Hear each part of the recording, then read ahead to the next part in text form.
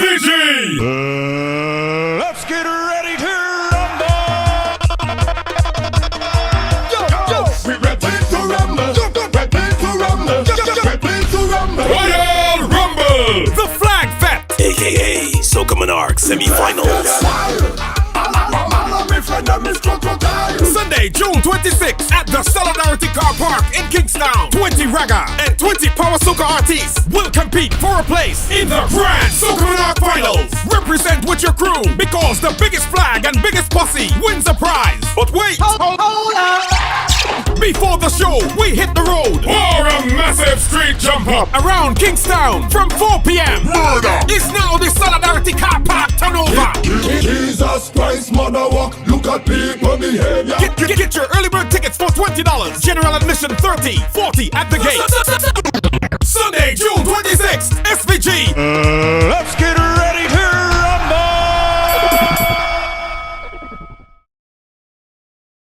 When there's Kaiso, ting nice again. On Friday, June 24th, ting nice again. 22 Calypsonians vying for a place for the finals. Featuring guest performer, Wetty Beats. But trust me, my friend, things go nice again, it must again. Ting nice again at Victoria Park. Admission $25. Stay tuned for more info.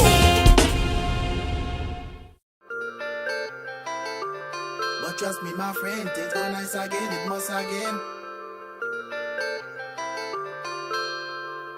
Soca music must make we unite again.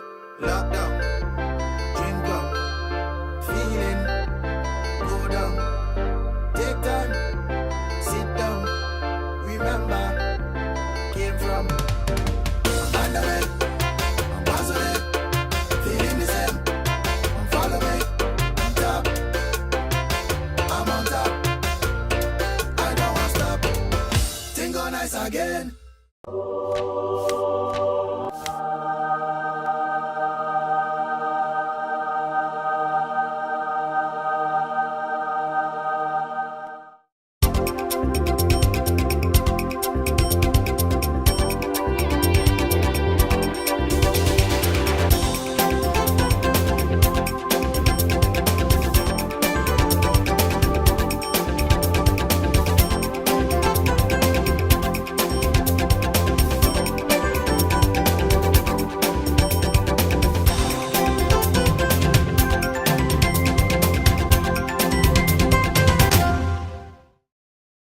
Good evening and welcome to today's edition of Roundtable Talk. It's Wednesday, June 15, 2022.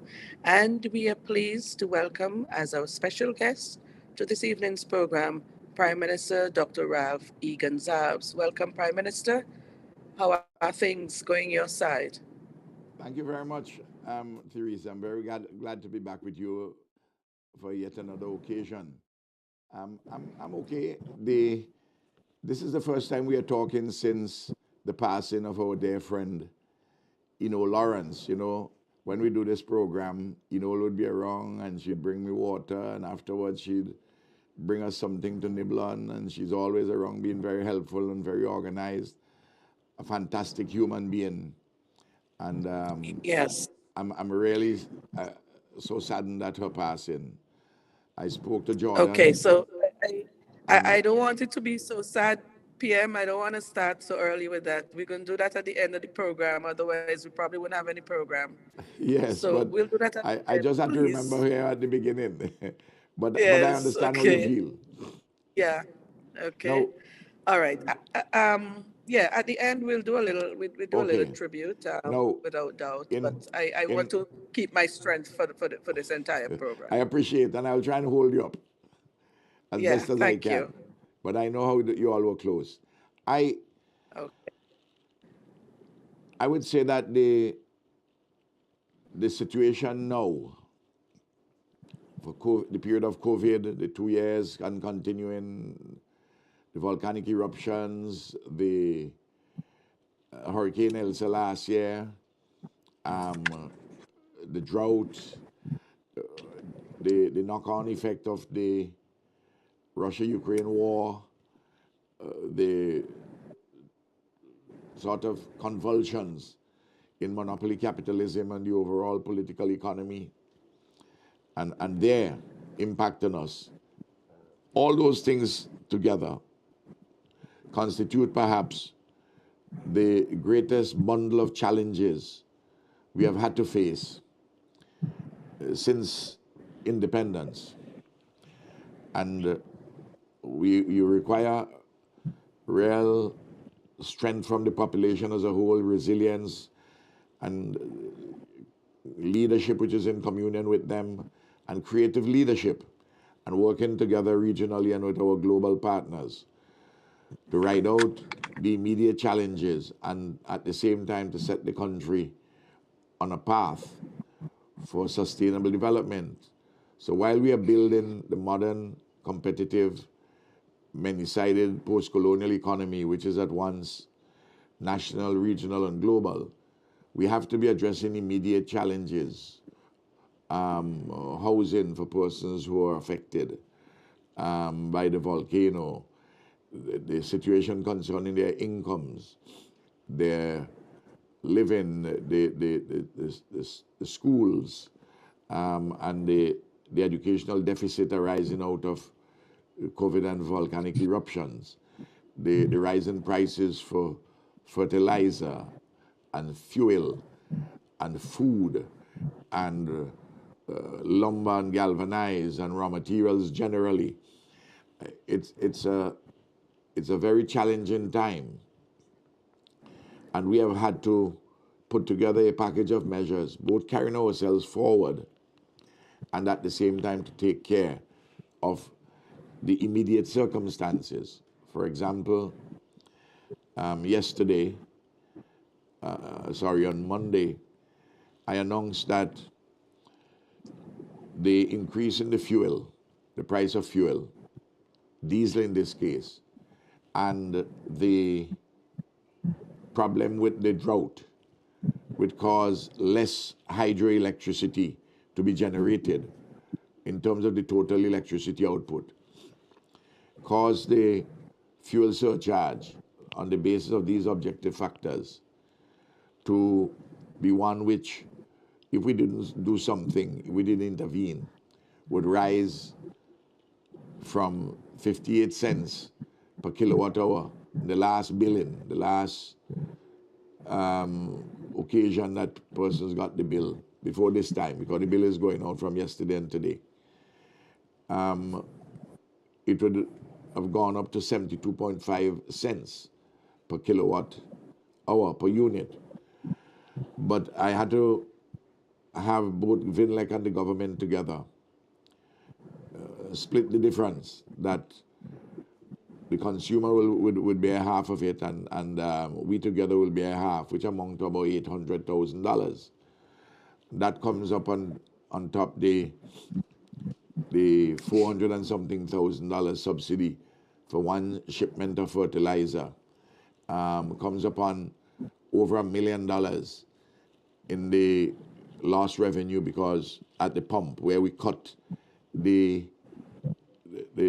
excise tax by half, 150 for gasoline and 105 for diesel, and even with that situation, the price went up last month, and I've seen the numbers today again, brought to me by the Ministry of Finance, and another increase would be in the offing, because the prices are just skyrocketing.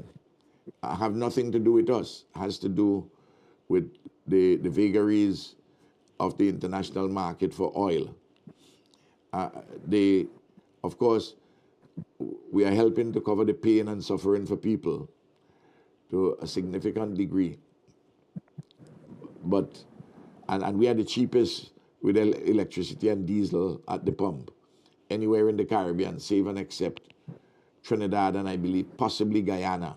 I haven't gotten the final number from Guyana. Barbados is $11 or so per gallon more expensive than us for diesel and for gasoline. You look in the United States, you're touching on, in some cases on the West Coast, $10 a gallon, 10 US dollars. That's $27. Our money. In Britain, when you put it in terms of our own dollars, it's about $28, $29 a gallon, knocking it at close to $30, and so on and so forth. And we have to find money tomorrow. Hopefully, we're going to be able to pay $850,000 to 237 arrowroot farmers whose arrowroot production had to be left in the ground because of soufre, with their crops, and also the factory mashups, so they couldn't sell. So we give them 50% of the last time they sold. This morning I had mistakenly said on radio it's just over 100. It's just over 237 farmers. The ECGC has asked for a price increase for flour. And because the price of wheat has gone sky high, 40% plus, and the cost of transportation and all the rest of it combined. And we are working with them to see how they can take off something, and we ourselves can do something, say, with the custom service charge, and to lessen the pain on people. I'm to have that finally determined tomorrow. I want to do something to help the people with the chickens and other animals, to see if we could do something for the pig farmers and those who raise in the poultry. It's just one thing after another. It's just a wave of them. And right at the moment, in order to help the very marginalized, the poor, people are directly affected by soufre and other circumstances.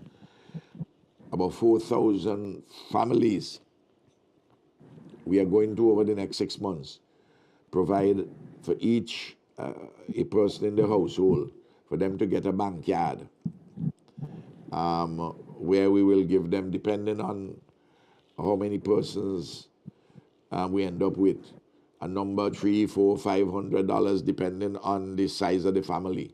That's again millions of dollars. It is, but this will be a monthly. Yes, this is something monthly. This is addition to what you do with the large number of people for public assistance and the like. And that sort of thing. And that is for people in the red zone, the orange zone, the yellow zone, because Camilo had negotiated some money from the World Bank for that particular project. We got some money, 118 million EC dollars, but for different projects, but different components. And one component was to provide some support. This money is cheap money, 45 years, half percentage point. But for the people in the green zone and also the Grenadines, we want to do something not quite as generous, but something also for them. We borrowed some money from the Caribbean Development Bank, and part of that component is also to provide this kind of a support.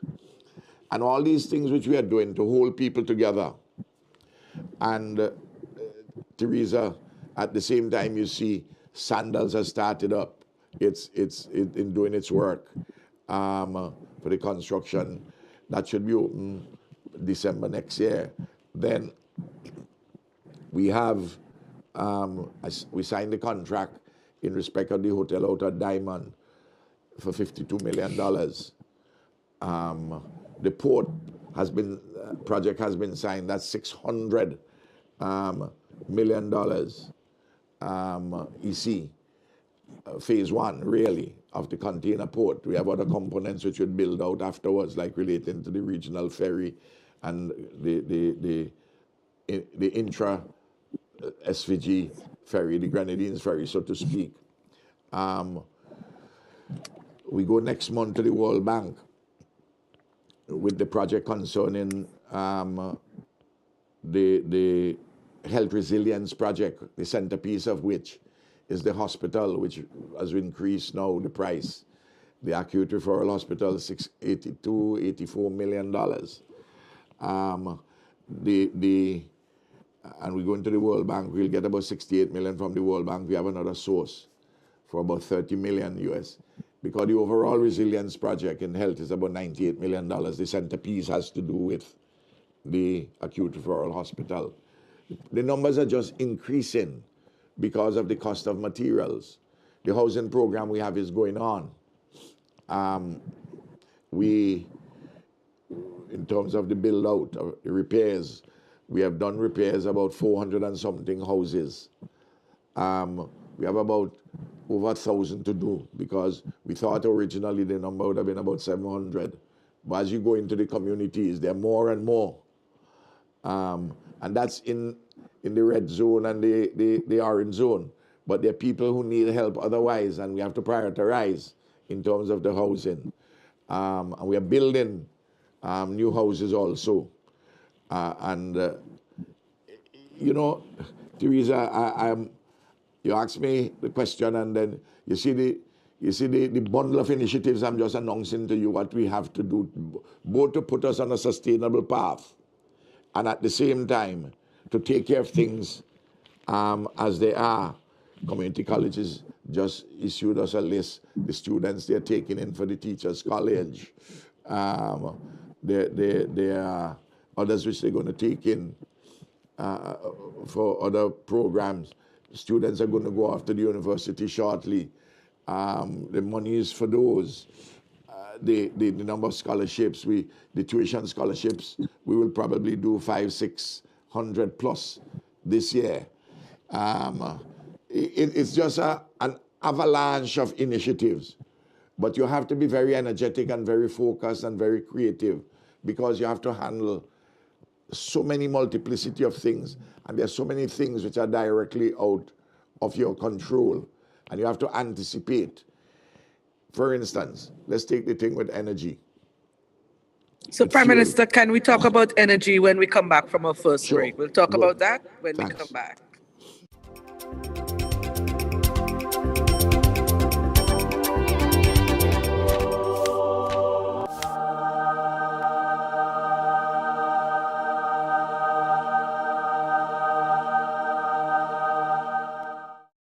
When there's Kaiso, ting nice again. On Friday, June 24th, ting nice again. 22 Calypsonians vying for a place for the finals. Featuring guest performer, Wetty Beats. But trust me, my friend, things go nice again. It must again.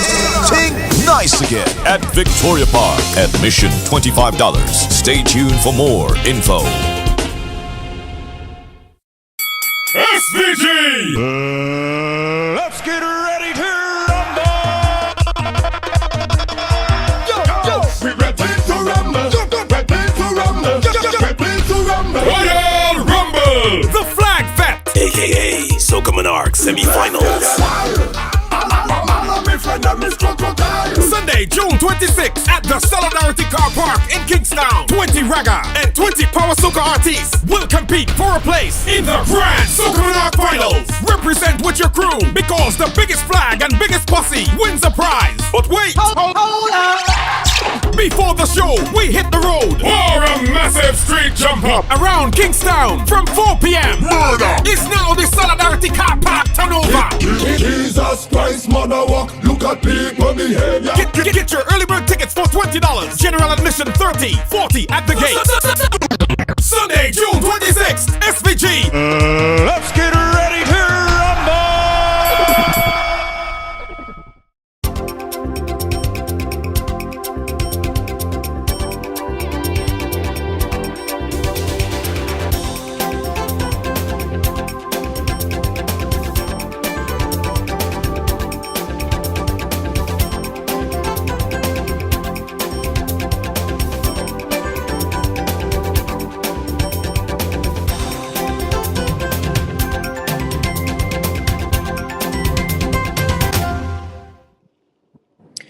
Welcome back, Prime Minister. Just before we took our first break, you were going to talk about the whole question of energy, and I'd like to know where does the geothermal project fit into that whole scheme of things, into the conversation per se. It's critical. In addition to the issue of the prices which we're talking about for diesel and gasoline and LPG, which are imported, immediately we are hoping to see that a quick resumption of the Petrocaribe arrangement, where when I spoke to President Maduro just over 5 weeks or so ago in Caracas, we talked about the resumption of the Petrocaribe agreement. Some modalities have to be put in place. You know, there are sanctions against Venezuela that created the difficulty. We were, in a sense, collateral damage to those sanctions. That brought an end to the Petrocaribe agreement. But we are looking for new modalities in relation to getting around the sanctions, not having these unilateral sanctions to burden us, so that we'll get about a 35% relief up front on fuel, particularly the diesel, and that would help us with the electricity and the 41,000 domestic consumers and the rest commercial, and another 5,000 plus commercial and industrial. Now, but on a long-term basis, medium to longer term, is the question of solar energy, which has possibilities yet challenges, and also the geothermal, where there was a setback. But we are seeking to turn this setback into an advance. We have been having discussions with EVO, with some new technologies, which would involve not the old technology, which tried and tested, which had been used in Iceland, and the Icelandic firm had been doing the work here, Reykjavik Geothermal. But this new technology wouldn't need the permeability of the rocks to have the geothermal energy come to the fore. And we are hoping that the work which they're doing and something they're going to do, not only what they're doing, the research and the technologies they're developing, but the application of it in the United States as a particular resource field. There should be us with us in earnest in early 2024 on this particular matter. So if we get those two elements together, the immediate relief with Petrocaribe, and also a longer term matter with geothermal, which would provide a base load. You know, there are always people who don't have imagination say, well, you have a setback, that's the end of that. But that's, you know, I'm not like that, or government is not like that. We continue to look to see how we can use our creative and scientific minds to get solutions, because there is a geothermal resource there. But immediately, I read some experts, they say that we ain't see the end of this problem with oil yet, that we're going to see over the next few months more and more increases. There are some who say we reach a point that it is going to stabilize and taper. Well, we don't know really. It's difficult to say, so we just have to hope for the best and prepare for the worst as we hold things together. So that is in a nutshell, which I will talk to you about, both the renewable energy, immediate things with both the subsidies which we are doing, and also with the Petrocaribe, and of course, a more longer term in respect of geothermal.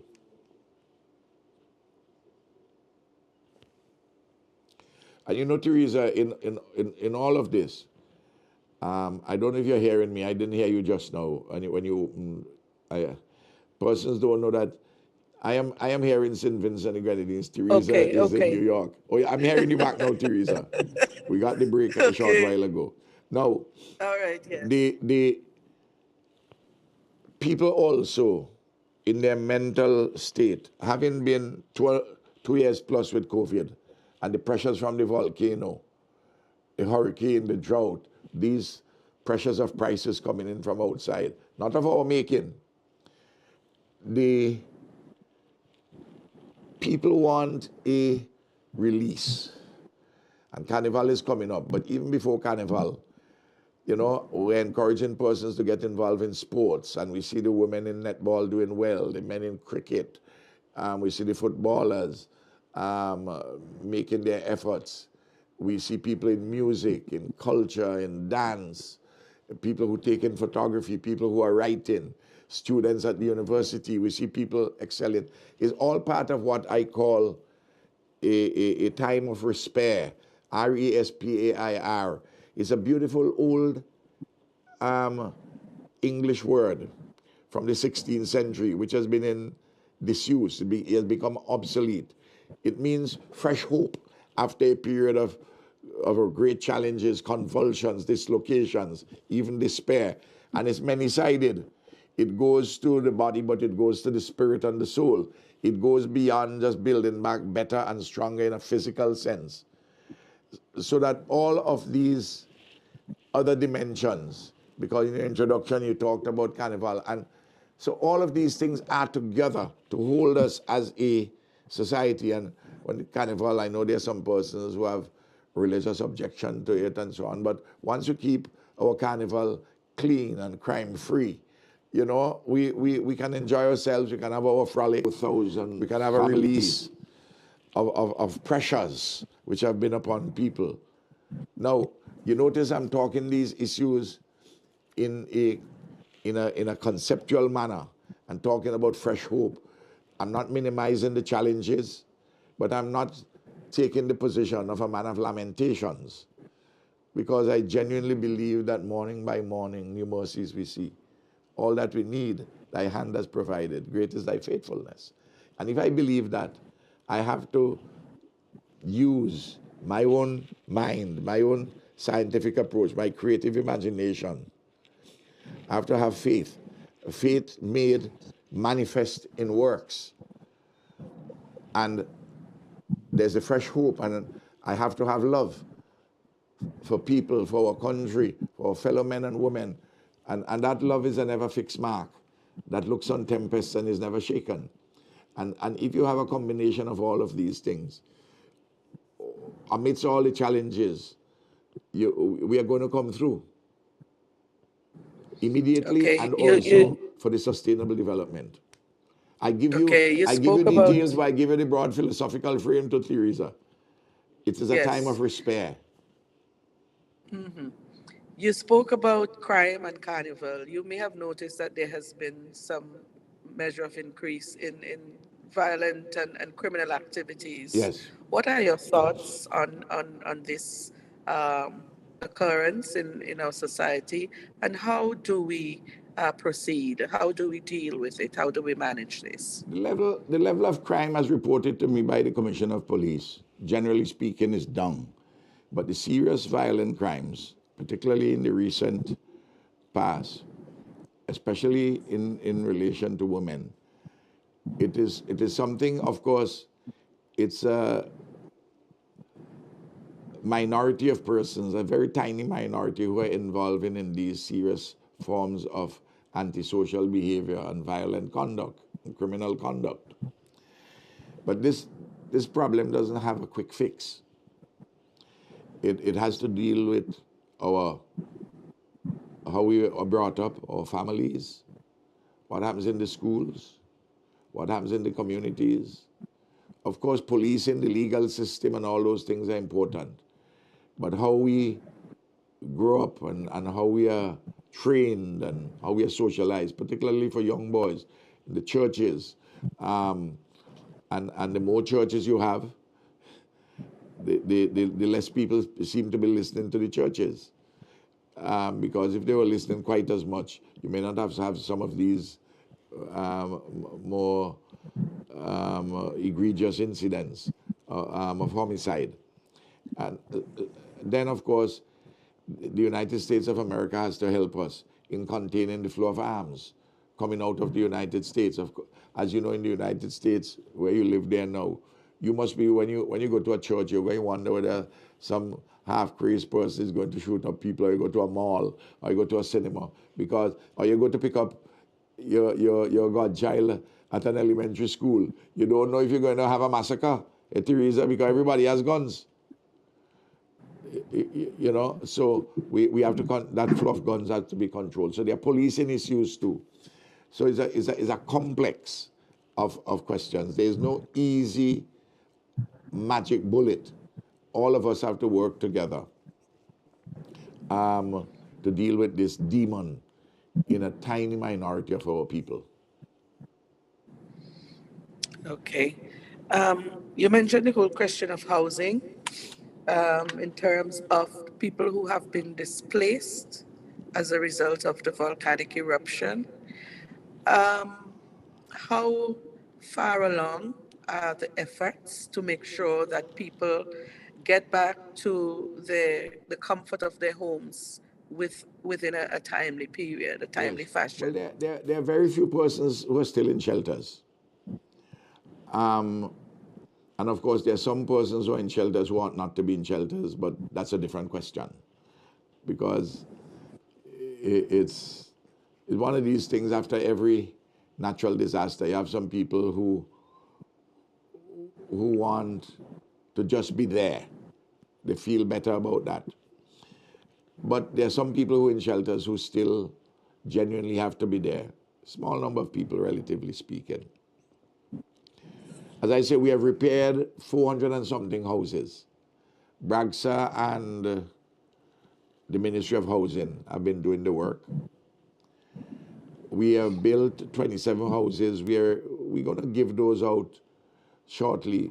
This week here, Minister Brewster was up there showing the nation the type of houses, what they are. The houses are finished. Little things here and there with one or two things as you deal with a site, a housing site or the individual houses. But we are doing the roads now and the drains. I don't want people to go into the houses with problems with the roads. Because, Teresa, the rainy season is coming up.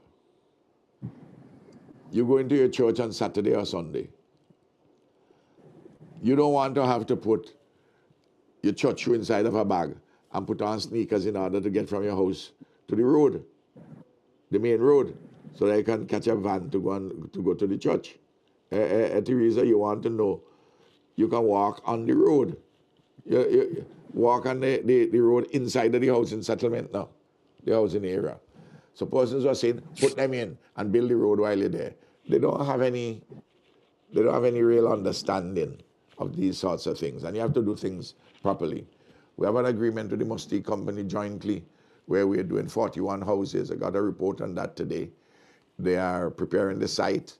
We have a site at Orange Hill where we want to do about 21 of those. People in Sandy Bay, there's a piece of land owned by Montgomery Daniel, which includes his family house.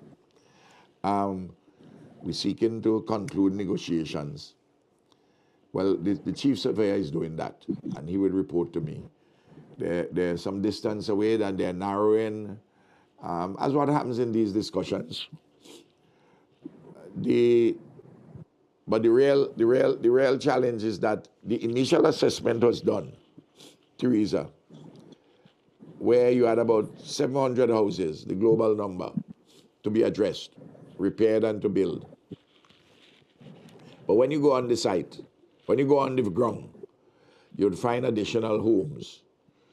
And sometimes what may be assessed as a particular level to do repairs is much higher. Because if you take off, if you're thinking you can only change part of the roof, when you go there, it's not only all the galvanized you have to change, but you have to change all the lumber.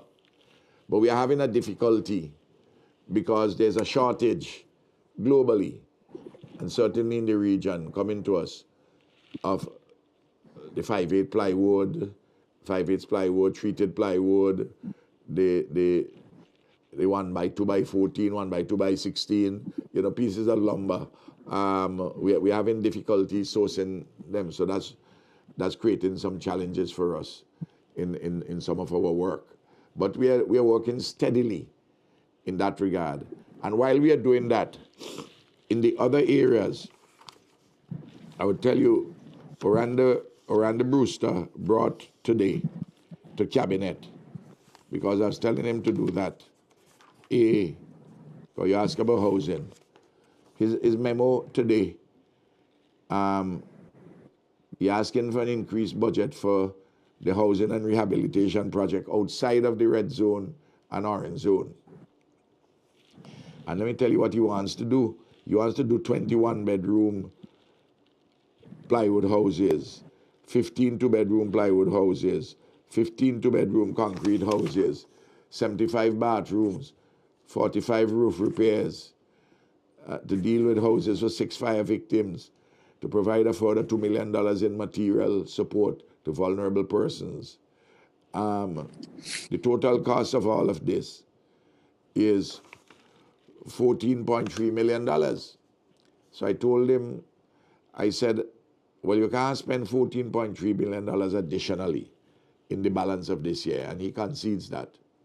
So I said, give me a priority listing, which is to give me, hopefully in the week coming. I mean, I wouldn't be here, but still I can see it while I'm overseas. I'm going to Africa for the Commonwealth Heads of Government.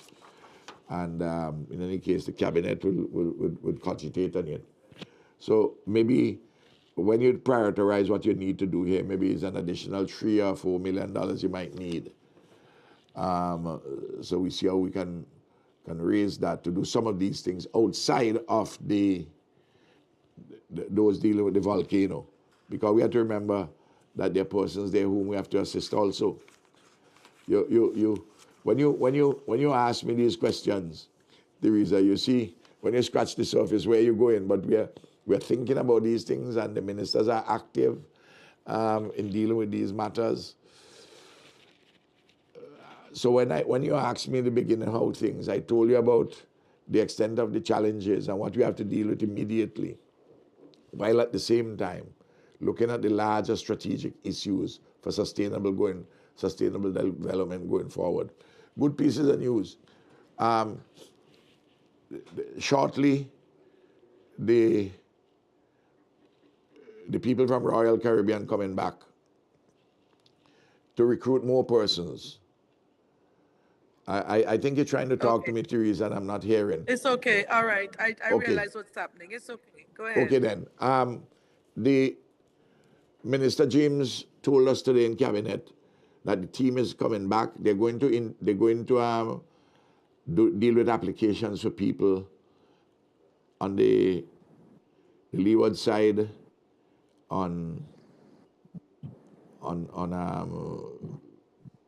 there are different days. I think either tomorrow, Friday is one day, Saturday is another day, Monday is another day. The announcements will be for those days. And then we'll have a period where they will assess those applications and do the interviews. They may go up to 2,000 persons. They have their own criteria they want to select. They already, from when they came before, select 400 and something persons to go off. They may not get up to 2,000 because, they have to deal with the number of cases before them. I think they had already the number is 700 and something, but more clearly, more persons would come with applications, people who are interested in going. Some people have jobs, but some people would prefer to go sailing, and so on and so forth. So you notice we are seeking in all ways, and the different ministers, everybody has a mandate to create jobs in the way in which Camilo had done it with the 500 sandals, the persons who went off for sandals. Then in the construction work, which is being done. Down at Clare Harbor, there's 600 and something, maybe they're close to 700 now, the people who deal with the call centers now, the workers there. And it's interesting.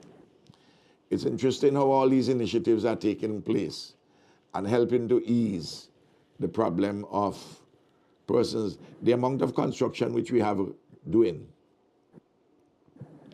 which has started up and which is in the pipeline. I don't know if we have enough carpenters and masons and construction workers. And then in Okay, particular Prime areas, Minister, huh? let's talk a little bit more about that when we come back Yes, from this, our sure, second break. How are we going sure, to handle that sure, problem? And, okay, back sure. in just a moment.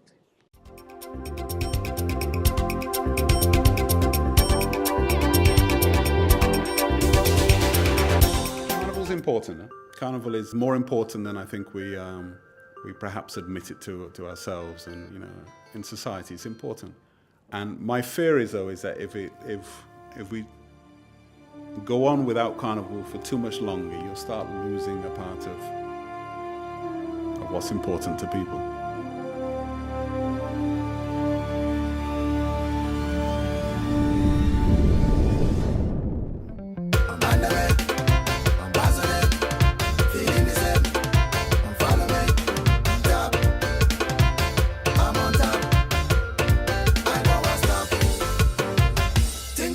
Again.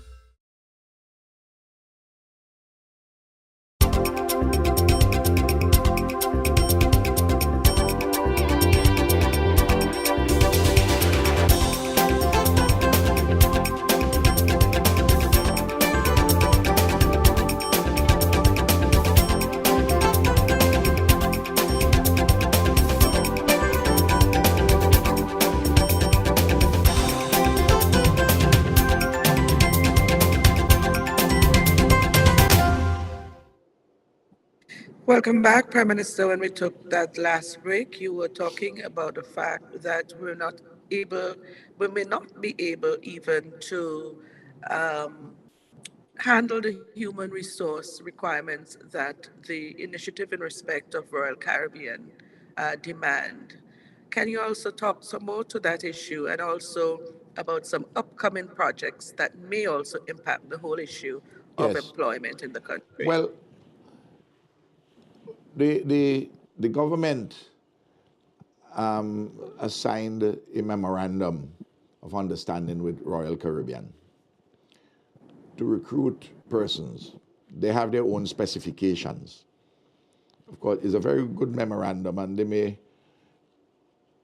may select up to 2,000 persons or so if they could get the numbers, if they could get the quality persons to recruit. When they came the last time, Carlos James told me that 400 and something they recruit. They have identified them. They interviewed a larger number. Similarly, in this round, they're going to spend a little more time. And I'm hoping that they will recruit another significant number of persons. But whether the persons, a lot of persons may be interested in going, but may not have all the requisites that the employer is looking for. Similarly, if you just look at these, Teresa, over the next 12 to 18 months, these are projects which are going to be running near to peak. Royal Mill, private sector, Sandals, the hotel at Diamond, the one at Mountain Peters Hope. I just received on Monday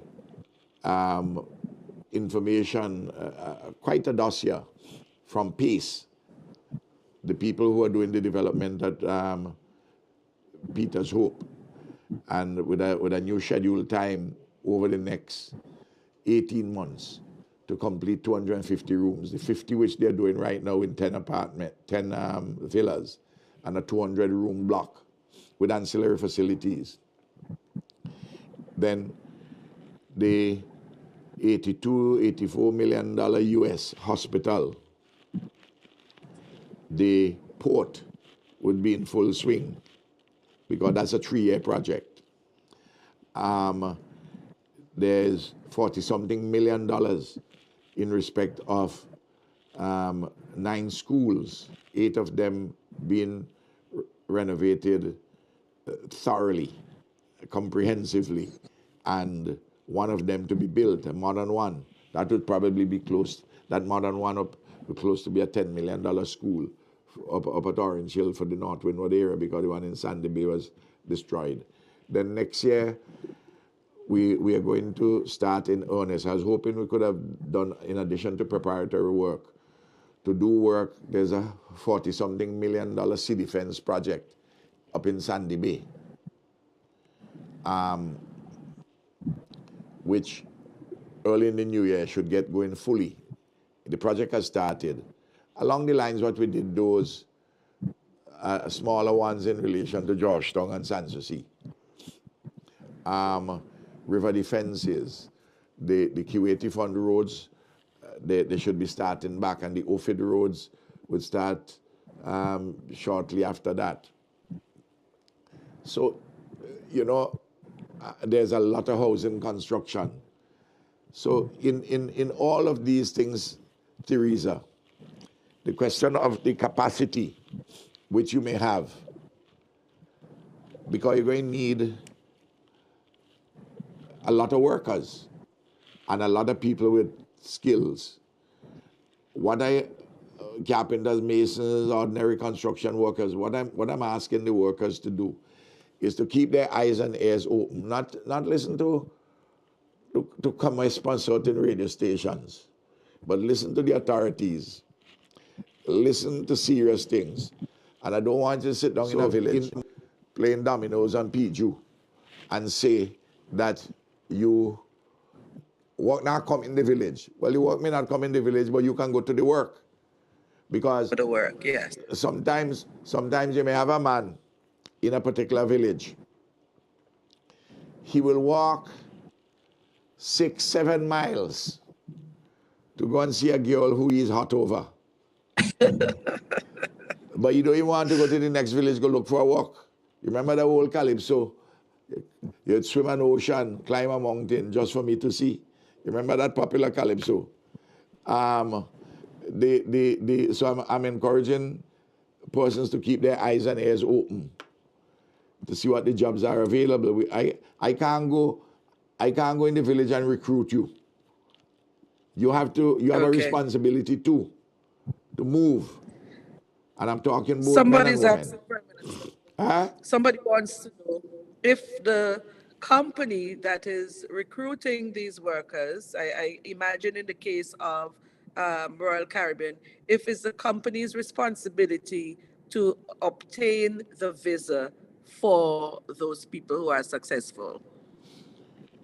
No, but usually those visa arrangements, I believe they help, as far as I understand. But usually people don't have difficulties getting transit visas to board the boat in Miami or whatever the case might be,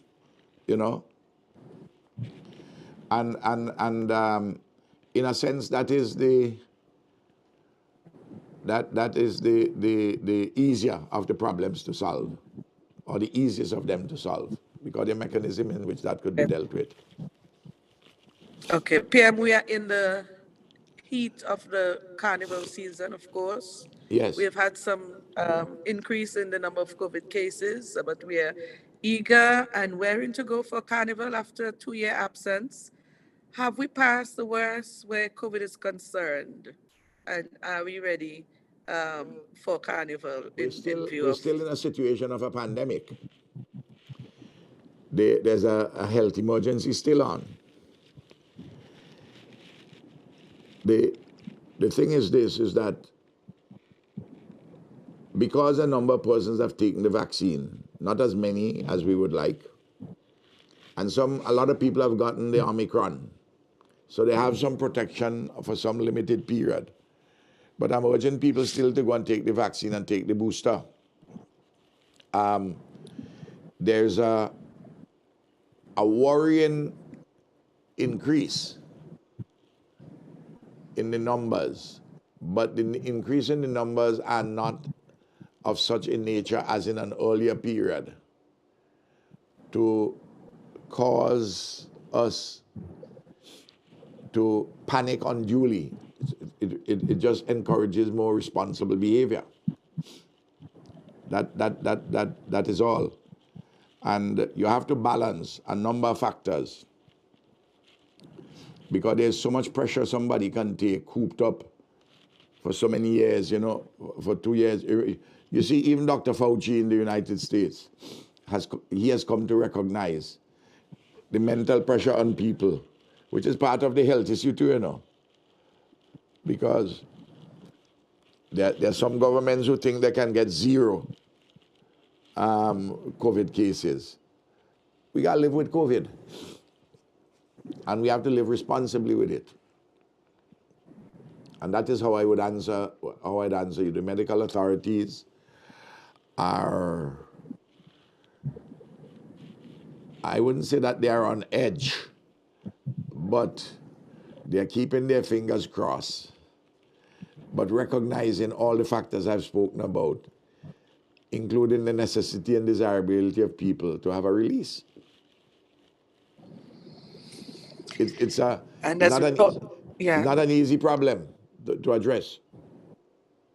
So your judgment, your judgment is one for the health authorities, and then for the conduct of people. As we talk about Carnival, we know that a lot of people will in fact, be coming into St. Vincent and the Grenadines for Carnival. One of the issues that has arisen is the whole question of regional air transportation. Absolutely. Liat, yes, I mean, people have been complaining of the availability of flights to get into St. Vincent, and the current alternatives do not seem to be adequate. What is Liat ever going to come back the way Teresa, it was? I am smiling about this. For 19 years, from 2001 to 2020, I soldiered with Liat. I came in and I took the chairmanship of Liat. St. Vincent at one time was the largest shareholder in Liat for a period of time. Put a lot of money in it. Sorry, and when we were doing the refleeting, our shares, the proportion of our shares fell because the extent of the money which you had to borrow. I said to Barbados and Antigua, well, now it's a time of equity among equals, proportionality among unequals. And since we are not equal in this business, I had to take less of the burden because you have far more flights. You have hubs in Barbados and Antigua. You have far more workers employed there, so you had to take a greater share of the burden. But still I was there soldiering on as chairman. Nobody wanted the chairmanship. I had to carry on. And I get beat up so much, even as late as April 2020. I had money in the budget, the supplementary budget, which I went to get money for COVID. $1 million US, $2.7 million. The opposition squealed. The journalists and the way Ralph put in money like that for Liat is a dead horse. Leave it, die in peace. Of course, none of that affected me. But one of the major partners had gotten fed up. They can't continue. And then some of the pilots, some of the engineers, some of the flight attendants behaving so unreasonably. They were not in the majority, but they were driving their colleagues, and the responsible colleagues were not taking front and say, man, listen, this is a situation where we have to be reasonable. But all of them were unreasonable when they allow themselves to be driven by this reckless minority. And that is what finally I saw, that this thing has to go, and then we probably have to build it back. And I had always said that, and the experience and the studies had shown that regional air transportation and Liat is at best a marginal financial proposition, but it's of tremendous social and economic importance and salience, and that it's a public good and all the governments should be involved. Where are people flying? Trinidad say, no, they ain't got nothing to do with that. At the time, Guyana, St. Kitts, St. Lucia, absolutely not. And some of them campaign actively against it. I managed to get Dominica, and towards the tail end, Grenada put in, I think, $1 million. But was not quite aboard. St. Vincent and Grenadines had close to 40 flights a week. And I outlined that to people, and the number of people we were moving, I said, listen, there is a case for us to continue to do this thing. But I was being beaten up. As I say, being beaten up didn't worry me.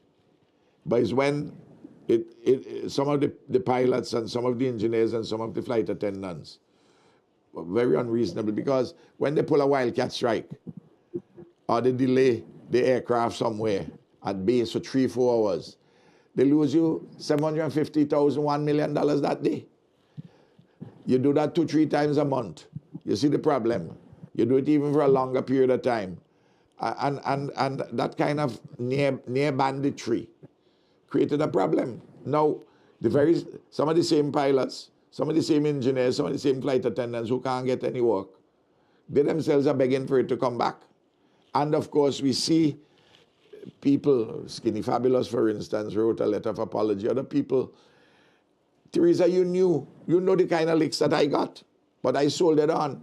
And people wondering how long I could take it. But that didn't worry me, is when internally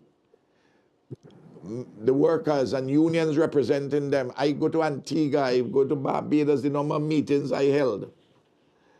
And I have a plan in my head as to how we can fix something. And I'm going to work on it. But immediately, when everybody was saying, oh, let the private sector do it. Well, I said, but it has shown before that they have been, those who try to do it, they went the way of all flesh. Carib Express, EC Express, Biwi Express, this other kind of small airline, that other one. I said, you need it in the area, 1.5 Liat. All the other little ones can make up the other half, but it's difficult for them to carry the whole burden. And it needed a Liat type entity, which is supported by all the governments. But that never happened, which is supported by. And so we have this situation which you talk about, the flights coming out of Miami. I understand they're all full. People can't get seats. They are. You know, I'm actually going into Tortola to get to St. Vincent, and I have to wait an entire week before I get that flight out of Tortola to get into St. Vincent. And then it's taking me the entire day to St. Vincent. You see what I mean? It's a real challenge. But this is a reminder of our people and journalists and others. Don't play games with serious things which are taking place.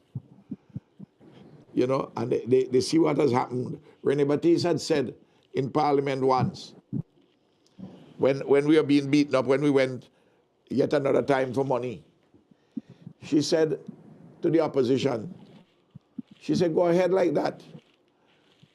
Without Liat, you're going to have to take your body, make boat to get to Barbados. I remember that expression. It was a startling expression. But she has been proved to be prophetic. In a hyperbolic way. She dramatized the point. Okay, we'll take our final break and come back for our final segment. Back in just a moment.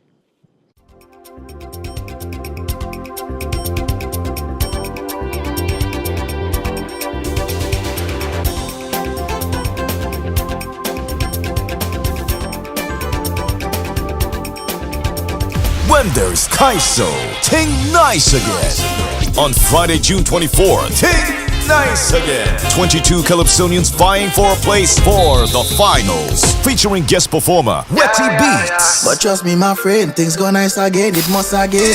Ting Nice Again at Victoria Park. Admission $25. Stay tuned for more info. SVG! Let's get ready to rumble. We ready to rumble. Ready to rumble. Ready to rumble. Royal Rumble. The Flag Vet. AKA Soca Monarch semi-finals. Sunday, June 26th at the Solidarity Car Park in Kingstown. 20 Raga and 20 Power Soca artists will compete for a place in the Grand Soca Monarch Finals. Represent with your crew because the biggest flag and biggest posse wins a prize. But wait, hold up. Before the show, we hit the road For a massive street jump up. around Kingstown from 4 p.m. Murder. It's now the Solidarity Car Park turnover. Jesus Christ, mother walk. Look at people behavior. Get your early bird tickets for $20. General admission $30, $40 at the gate. Sunday, June 26th, SVG. Let's get ready to rumble.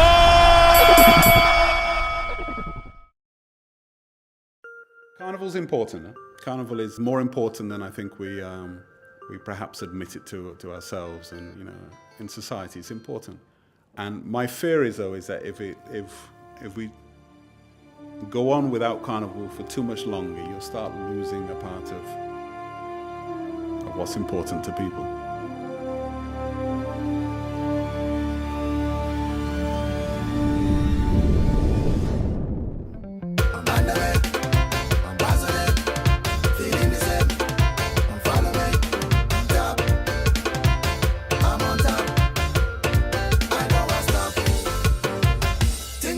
Again.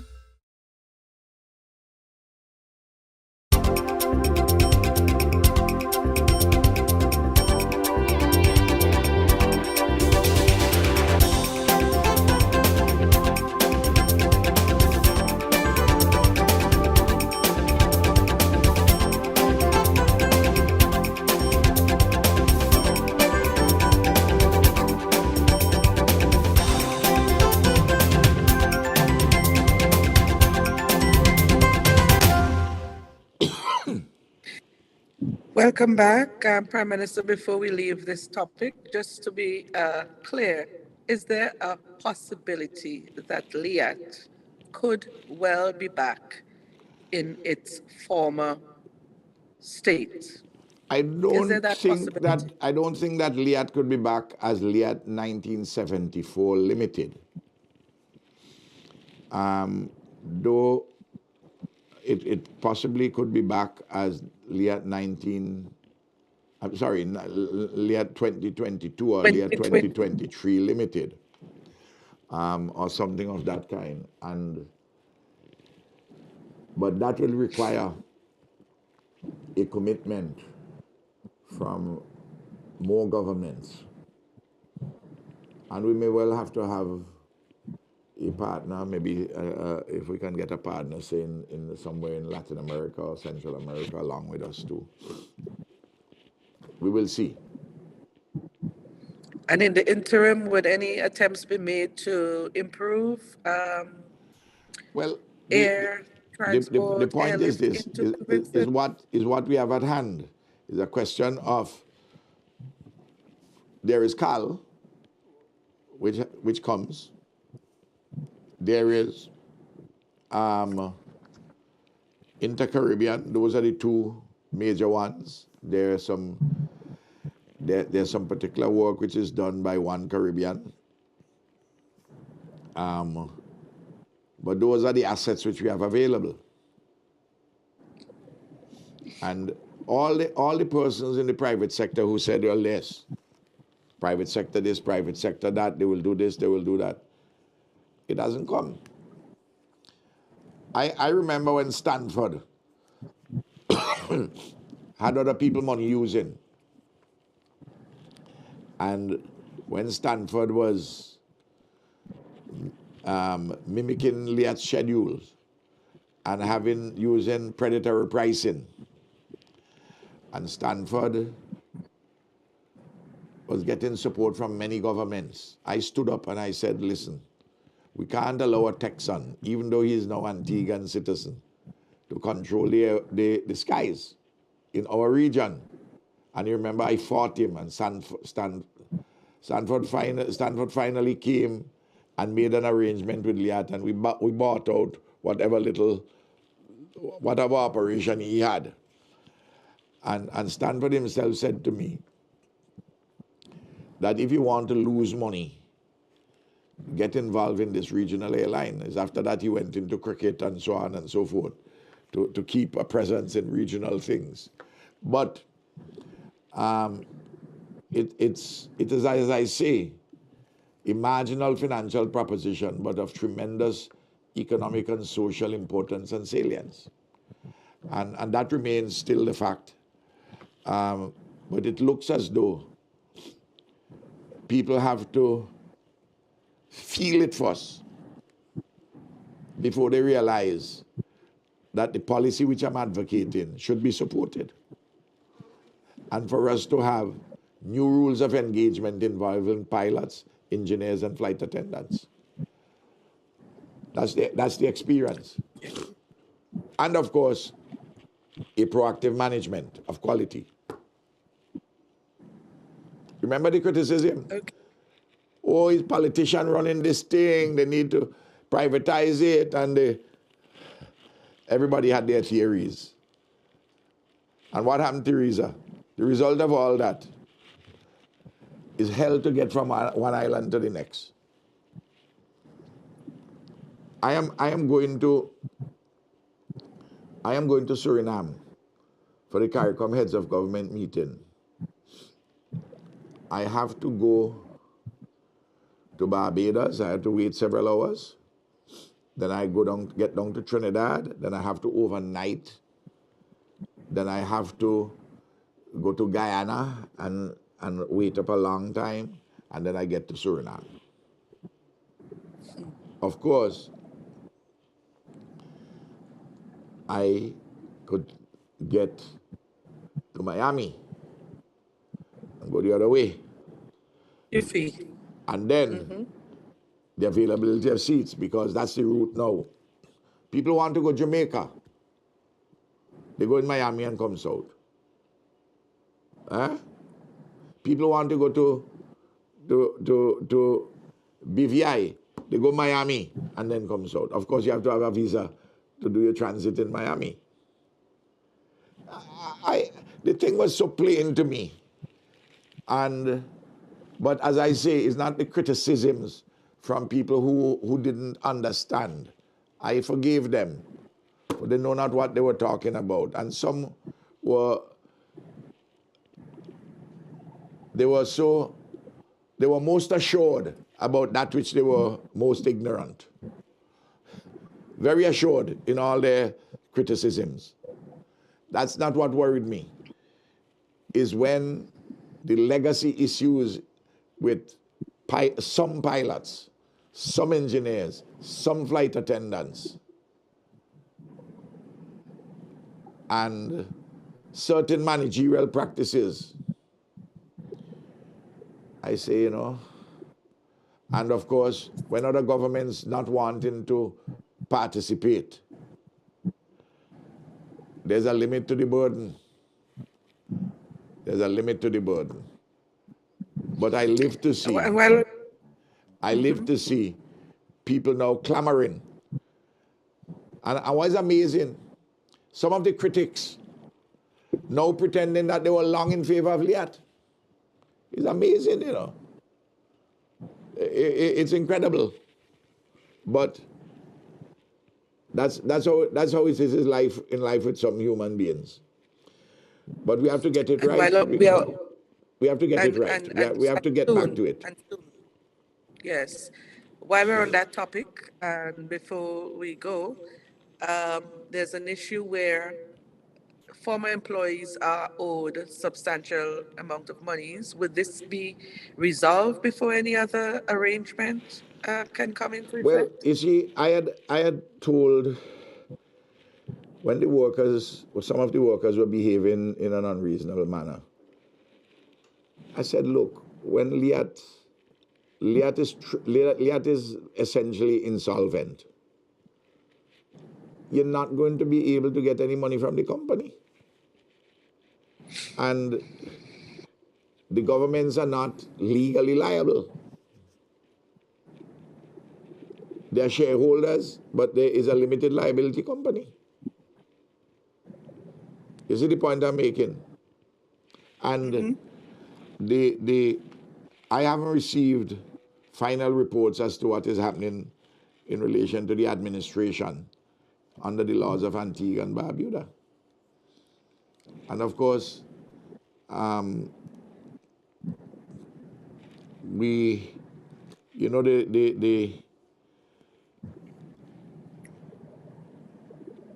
it's a painful thing for workers to have worked many, many years. And then their line collapse, but they don't have anything there to get legally. And I guess we have to find some way to see how we can address some of this. But it's a lesson also for workers and management in a company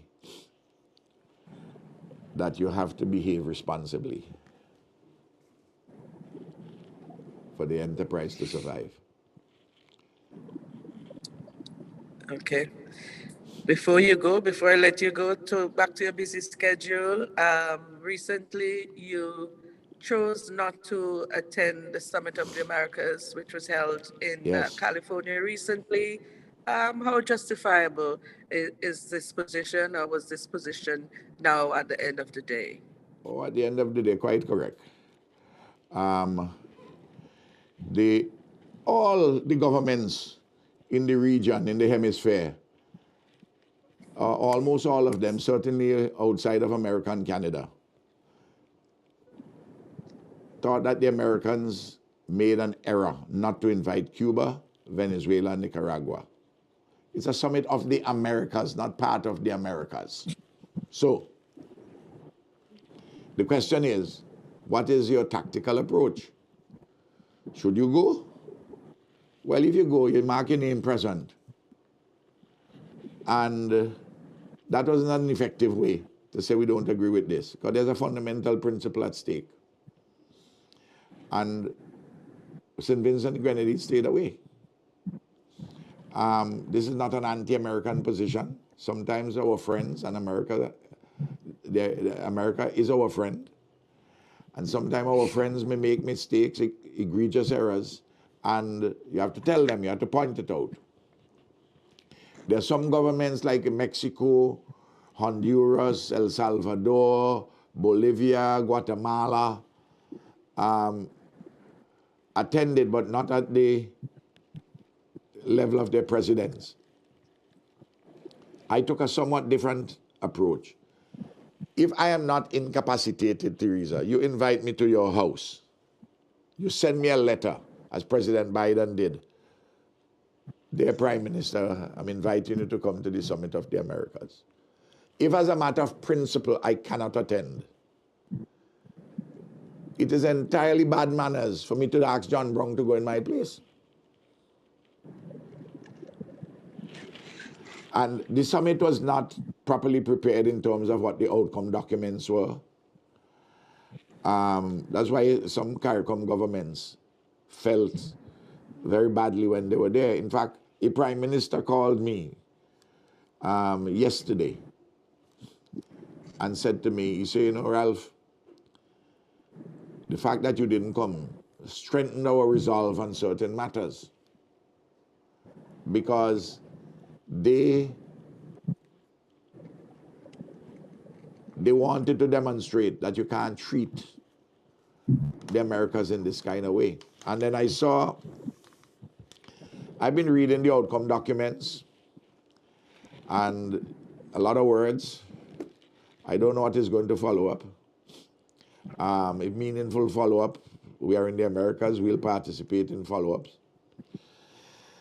But I saw the head of USAID announced that you have on a side meeting towards the end of the summit, that there are $331 million the Americans are putting aside for Latin America and the Caribbean. And Canada said that they're putting aside 146 million Canadian. For the whole of Latin America and the Caribbean, we're talking about 700 million people. You can look it up. I mean, Brazil is 220, Mexico 125, Argentina is 40 something, and so on and so forth. You see the numbers climbing. By the time that money sifts, it's only drips and drabs would get to places like St. Vincent, Dominica, Grenada, and so on. So if you expect me to do the lambada for that money, or you expect me to be Michael Jackson and break dance, or do the Comrade Skank, or to do like Marshall Montano, to raise my flag and whine, I wouldn't be doing that. Of course, persons may say, and would be quite correct in saying, Ralph, it's their money, what they want to do, how much they want to give. If they want to give Ukraine $56 billion since February, and they want to give the whole of Latin America and the Caribbean, don't know over what period, 331 million. Is their money? And I say yes. And I agree with that. But I always say, we sign on to something called the 17 Sustainable Development Goals. Goal number 17 of those 17 says we must build efficacious partnerships. And they and us have to build efficacious partnerships, including in terms of resources. Climate change, for instance. Their emissions, making it difficult for us with our floods. Make it difficult for us with drought. Make it difficult for the rising sea levels, mashing up our coastline, causing us to have to borrow a whole set of money for climate change, infrastructure, and the like. But we're not causing that, you know. It's the developed countries and other major emitters. Because one world, one earth. I'm sorry, I have to speak frankly and openly on matters like this. And we are bearing the pain and the suffering of those things. America and Canada are our friends, but this must not be friendship only in words. And I see the Americans I want to give the Europeans a carve out to say, okay, we have sanctions against Venezuela on fuel. I read this, but you can trade with Venezuela with fuel. Well, what about us? We don't need a carve out for our Petrocarib? Buy goods from Venezuela if they're cheaper? Or if we want to buy whatever commodity it is, trade with them? Why are we keeping these ridiculous sanctions against Venezuela and the blockade against Cuba? People forget that, you know. You know, let us not fight 20th century battles in the third decade of the 21st century. We all must talk and resolve our differences. That's what we must do. We don't have to. America and Cuba don't agree on several things eye to eye. They must sit down and talk about them. And all of us must sit down and talk about them in the hemisphere. Now, the position I'm explaining here is what I said on Al Jazeera, if you saw the interview. I did. And the best way to have shown that we don't appreciate how the Americans unilaterally dealt with this matter by staying away, we are satisfied, was the most principled and the most effective way. And certainly in our national interest. Thank you. Thank you very much, Prime Minister. Once again, wide-ranging issues we talked about this evening as usual. Thank you for taking the time. I know you had cabinet today and all of that, but thank you for always making the time to do this for us and with us. Well, finally, before we go today, the VC3 family is in mourning. We lost station manager Eno Lawrence on Sunday, June 12th. A tremendous and heartfelt loss which came out of left field. I knew Eno in numerous capacities, personally and more recently professionally. She was the gentlest of souls, one of my little sisters from another mother. She was who named this program Round Table Talk. We had a running joke about the fact initially the table from which we talked was not round at all. Eventually, she did ensure that we got a round table after all. We will miss her around here, from organizing the logistics for this program to entertaining our guests after the program and making sure I saw the questions and comments from our viewers and listeners so I can share with our audience and panelists. Personally, I will miss our special time spent together, whether it be in the Grenadines, at a cricket or football match, St. Lucia Jazz, or hanging with the girls. You will be sorely missed. We will remember you always with love, gentle and humble soul. The VC3 family and the National Lotteries say, rest easy, Enol, rest easy.